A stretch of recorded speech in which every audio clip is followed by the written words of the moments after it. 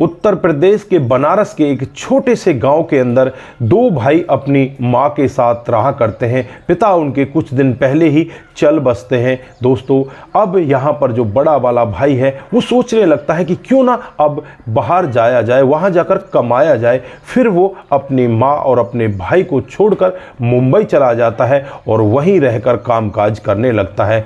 दोस्तों, साल दर साल बीतते रहते हैं, लेकिन वो भाई कभी भी अपने गांव की सुध नहीं लेता। उसके एक लड़की भी हो जाती है और लड़की जब 25 साल की हो जाती है, उस लड़की को लेकर जब वो एक दिन अपने गांव में पहुंचता है, अपने भाई की हालत को देखता है, उसके बच्चों की हालत को देखता है, तो बस देखता ही रह जाता है। उसके बाद जो इनके जीवन में होता है, कभी किसी ने कल्पना भी नहीं की थी। दोस्तों, अगर आप लोग भी पूरे मामले को जानना चाहते हैं तो वीडियो को जरा सा भी स्किप ना करें, लास्ट तक वीडियो को जरूर देखिएगा। आगे बढ़ने से पहले हमारी वही रिक्वेस्ट कि जो हमारे चैनल के साथ नए हैं, कृपया करके चैनल को फॉलो कर लें, बेल आइकन को जरूर प्रेस करें। नमस्कार, जय हिंद। आप देख रहे हैं APH न्यूज राहुल रावत के साथ। दोस्तों, आज की जो हकीकत की घटना आप लोगों को बताने जा रहा हूं, उत्तर प्रदेश में एक जिला पड़ता है बनारस और इसी का एक छोटा सा गांव है। उस छोटे से गांव की ये हकीकत की घटना है। यहां पर मोहन और मदन नाम के दो भाई होते हैं। जो मोहन होता है वो छोटा भाई होता है, मदन बड़ा भाई होता है। मदन कामकाज के जरिए मुंबई चला जाता है और वहीं पर रहकर कामकाज करने लगता है। दोस्तों, राज मिस्त्री का ये काम किया करता। धीरे धीरे समय बीतने लगता है। वहीं पर एक लड़की इसे दिखाई देती है जिसका नाम सुंदरी होता है। देखने में खूबसूरत होती है, वो कुछ पढ़ी लिखी भी होती है। उसके साथ इसकी शादी हो जाती है और फिर धीरे धीरे समय बीतने लगता है। समय के साथ ये अपने भाई को, अपने परिवार को बिल्कुल भूल ही जाता है और जो इसकी पत्नी होती है वो कभी भी इसे गांव जाने ही नहीं देती। फिर भी बीच में एक आध बार ये अपने गांव आ जाता है और गांव आकर अपने भाई और अपनी मां की सुध ले लिया करता। दोस्तों, सन 1996-97 का ये मामला होता है। उसके बाद धीरे धीरे लगभग 10 से 11 साल का समय बीत जाता है। इस अंतराल में इनको एक बेटी भी हो जाती है। बेटी का नाम सालू रखा जाता है और बेटी आज 10 साल की हो चुकी होती है। दोस्तों, आपस में फ़ोन वगैरह इनके पास होते नहीं। ये जो पत्र वगैरह होते हैं डाक के द्वारा भेजा करते। अब यहाँ पर मदन के पास मोहन का पत्र आता है और उसमें यही लिखा जाता है कि माँ अब इस जहाँ में नहीं रही है, तुम उसकी 13वीं पर तो आ जाना भाई, जल्दी आना। दोस्तों, यहाँ पर जो मदन होता है अपनी पत्नी सुंदरी से बातचीत करता है और उससे कहता है कि अब तो हमें चलना ही होगा। सुंदरी अब यहाँ पर मना नहीं कर पाती। अब सुंदरी के मन में कुछ और ही विचार चलने लगते हैं।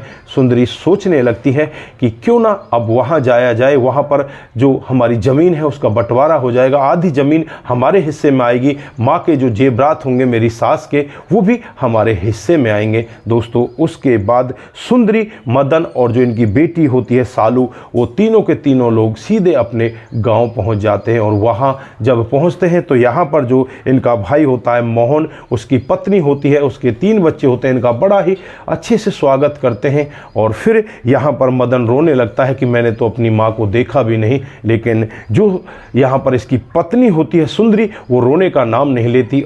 जब उसकी 13वीं हो जाती है तो जैसे ही अगला दिन आता है, अगले दिन सुंदरी यहाँ पर खेत का बंटवारे की बात करने लगती है। लेकिन जो गांव के लोग होते हैं वो यहाँ पर मदन से कहने लगते हैं कि भाई तू ऐसा मत कर, इसके पास 2 बीघा तो ज़मीन है, इसमें भी तू बंटवारा कर लेगा तो इसके बच्चों का गुजारा कैसे चलेगा। लेकिन यहाँ पर जो सुंदरी होती है वो मानने का नाम ही नहीं लेती और जो इसका पति होता है मदन, वो भी कुछ नहीं कह पाता। और फिर जो 2 बीघे ज़मीन होती है उसके 2 हिस्से हो जाते हैं और जो माँ के कुछ जेवरात वगैरह होते हैं उनके भी 2 हिस्से हो जाते हैं।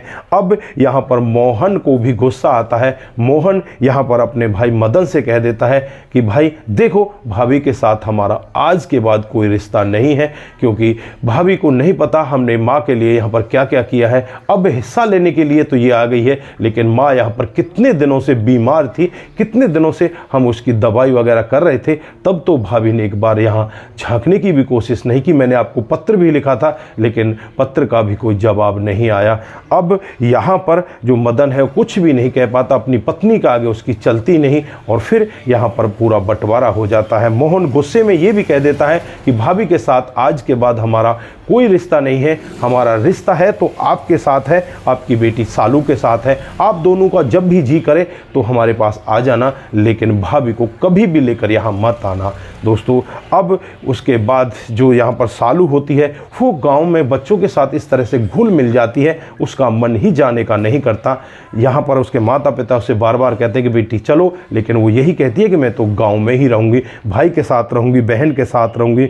जो मोहन के 3 बच्चे होते हैं उसमें एक प्रिया और दूसरी एक लड़की होती है रुचि और तीसरा लड़का अनुज होता है। तीनों बच्चों के साथ ये इस तरह से घुल मिल जाती है, यहाँ से जाने का नाम ही नहीं लेती। लेकिन यहाँ पर जो उसकी माँ सुंदरी होती है उसे डरा धमका कर अपने साथ ले जाती है। उसके बाद ये अपने काम में इस तरह से उलझ जाते हैं, एक बार भी ये यहाँ पर इनके पास इनकी खबर लेने के लिए नहीं आती। एक आध बार बीच में पत्र वगैरह तो ज़रूर लिखते हैं, लेकिन उसके बाद कभी सुध लेते ही नहीं। धीरे धीरे समय बीतता रहता है और समय आ जाता है साल 2023 का। साल 2023 में जो सालू होती है उसकी उम्र लगभग 25 साल हो जाती है, और अब एक दिन वो अपने पापा से जिद करने लगती है कि पापा मुझे गाँव जाना है, अब तो मैं बड़ी हो चुकी हूँ। लेकिन उसकी मम्मी उसे बार बार मना कर देती कि तुझे गांव नहीं जाना, लेकिन वो जिद पर अड़ जाती है और खुद से टिकट निकलवा लेती है, अपनी और अपने पापा की टिकट बनवा लेती है। तीसरे दिन उनकी टिकट होती है। फिर यहाँ पर सालू अपने पापा से कहने लगती है कि पापा हमें चाचा के पास जाना है,